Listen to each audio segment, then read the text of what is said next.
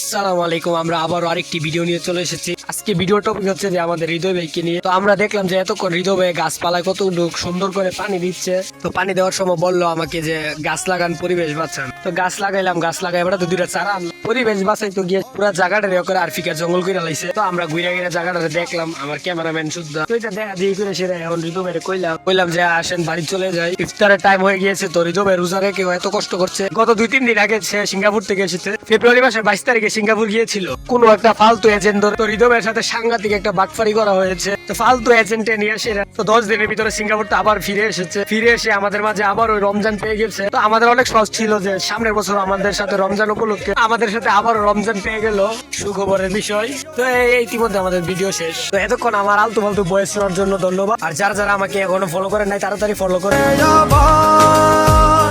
স্বপ্ন যাবে বাড়ি আমার মন বলে